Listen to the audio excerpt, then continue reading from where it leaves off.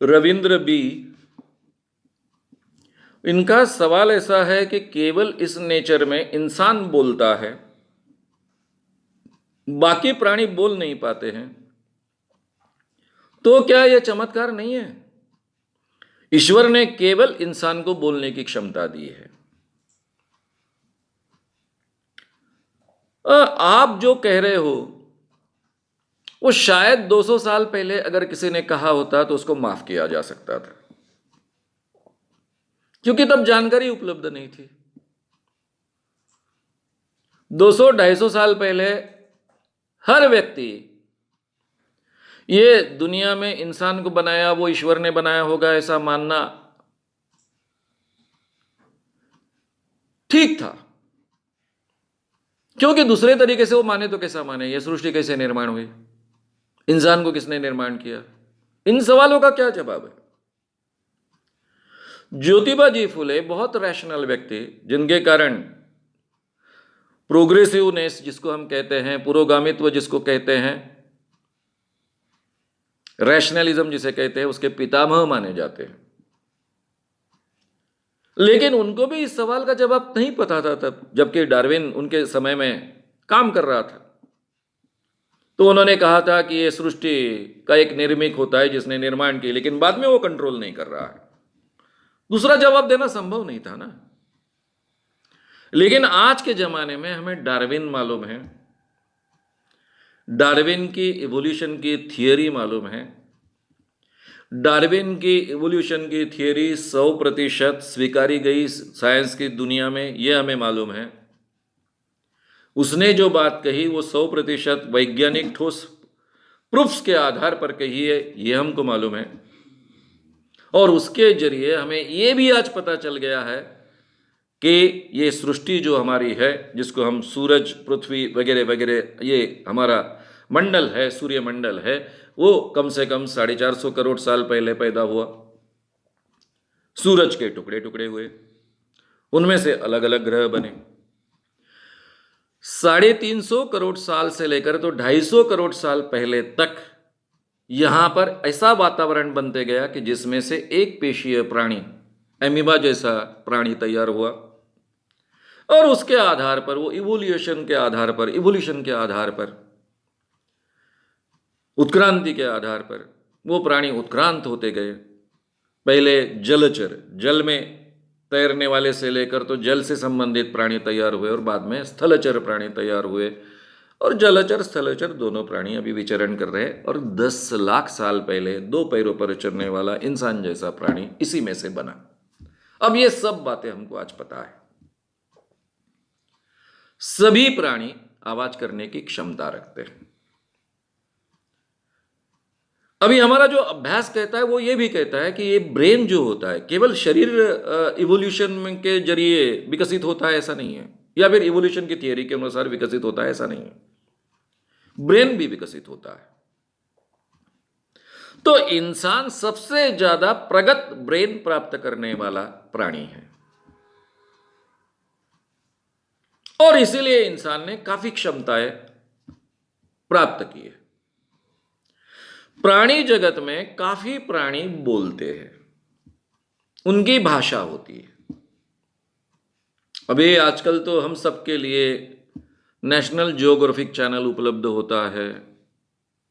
मैं डिस्कवरी का नाम नहीं लेता हूं क्योंकि काफ़ी चीज़ें उसमें अनसाइंटिफिक भी आती है, लेकिन नेशनल जियोग्राफिक चैनल ने, बीबीसी नेशनल जियोग्राफिक चैनल, इन्होंने अपनी व्यवस्था कायम रखी कि कोई भी अनसाइंटिफिक बात वो नहीं रखते हैं अपने इसमें।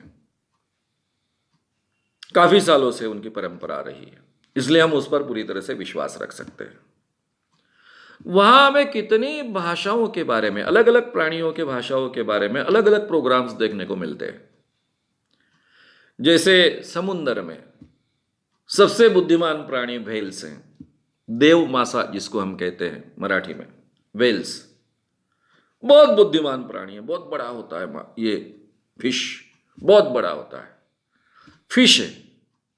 बाकी फिशों को स्तन नहीं होते हैं, वो दूध नहीं देते हैं, लेकिन व्हेल ये सस्तन प्राणी है, उसके बच्चे उसका दूध पीते हैं। बाकी जो फिश होती है, एवरेज फिश जो होती है, वो एवरेज हर प्रकार के फिश अंडे देती है और अंडे में से बच्चे पैदा होते हैं। लेकिन ये व्हेल जैसा इंसान है, जैसे काफ़ी प्राणी हैं कि जिनके बच्चे होते हैं और वो अपने माओ का दूध पीते हैं, उस ढंग का है। ये सबसे ज़्यादा अच्छा ब्रेन रखने वाला प्राणी है पानी में का। उसकी लैंग्वेज होती है, कई माइलों तक एक दूसरे के साथ में वो बात करते हैं। उनके लैंग्वेज पर हमने कितने प्रोग्राम्स देखे होंगे, उपलब्ध है, आप देख सकते हो। और आजकल तो कैसा है कि केवल टीवी पर यानी डिपेंडेंट रहने की आवश्यकता नहीं है। यूट्यूब चैनल से लेकर तो हर जगह आप ये पुराने प्रोग्राम्स भी प्राप्त कर सकते हो और देख सकते हो।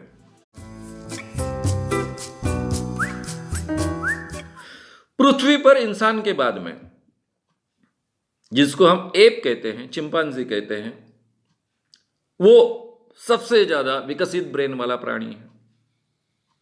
उसकी लैंग्वेज होती है, वो लैंग्वेज का उपयोग करते हैं।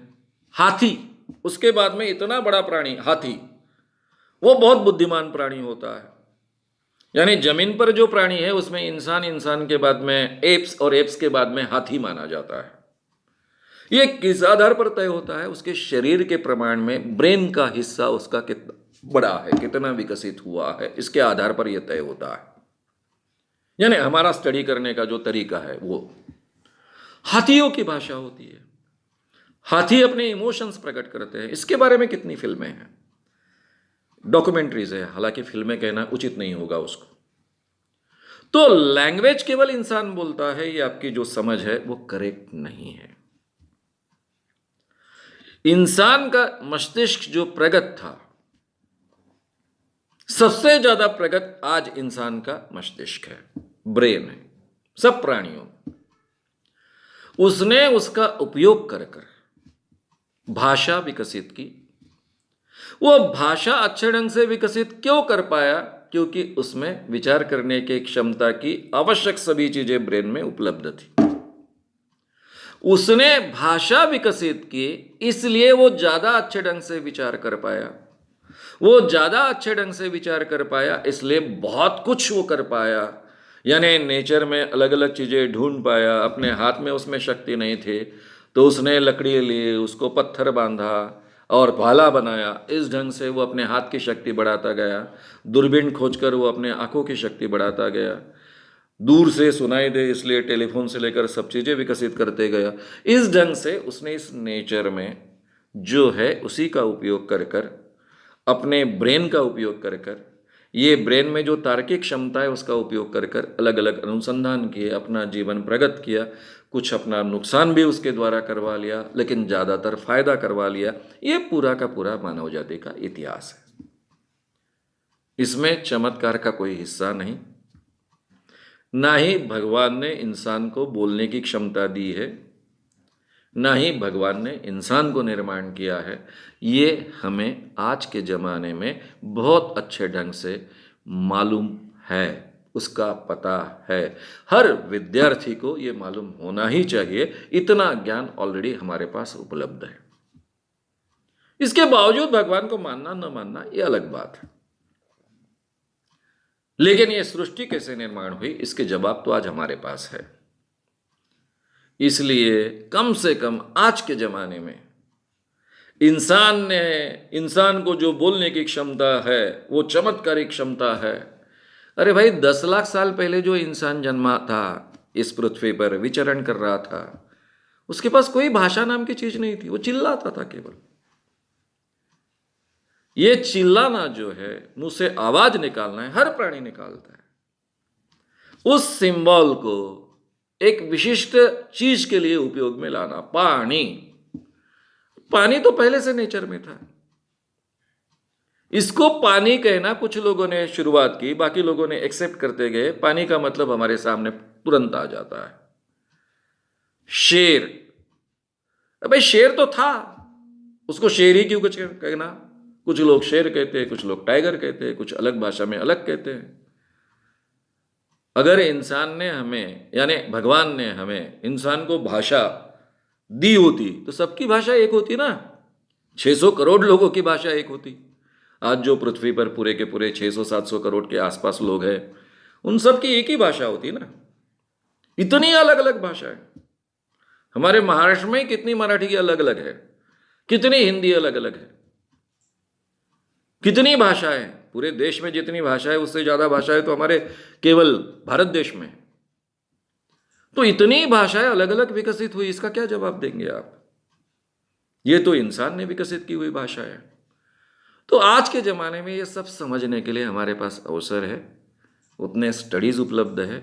केवल एक सोच के साथ ये सब समझने की आवश्यकता है, और इसको कहते हैं तार्किक सोच, इसको कहते हैं वैज्ञानिक दृष्टिकोण स्वीकारना, इसको कहते हैं विवेकवाद स्वीकारना, इसको कहते हैं रैशनल थिंकिंग का अमल में लाना, रैशनल थिंकिंग अपने जीवन का हिस्सा बनाना। वो अगर हम करेंगे तो इन सब सवालों के जवाब हमको मिलेंगे। और इन सब सवालों के जवाब मिलने के बाद भी अब डरने की आवश्यकता नहीं। इसके बावजूद जिनको ईश्वर मानना है उनको मानने का अधिकार है। अगर हमको पता चल गया कि इंसान को जो बोलने की क्षमता है वो उसने मेहनत से प्राप्त की, तो इसलिए ईश्वर को छोड़ देना आवश्यक है, ऐसा नहीं है। वो आपका अधिकार है, मानना है नहीं मानना है, वो कोई आपसे खींच लेने वाला नहीं है वो अधिकार। इसलिए ऐसी झूठ बात कहकर या फिर ये झूठा आरोप ईश्वर पर कहकर ईश्वर को मानने की आवश्यकता नहीं है। वैसे ही मानिए ना, आप सच के साथ मानिए। अगर आपको ये वीडियो पसंद आया हो तो उसे ज़रूर लाइक करें, लोगों में ये अवेयरनेस फैलाने में हमारी मदद करें। वीडियो को ज़रूर शेयर भी करें। तो हमारे YouTube चैनल श्याम मानव को विज़िट करें। ऐसे सारे वीडियोस का आनंद लेने के लिए हमारे चैनल को सब्सक्राइब करें। उसके लिए सब्सक्राइब बटन दबाएं। नए वीडियोस का नोटिफिकेशन पाने के लिए बेल आइकन दबाएं।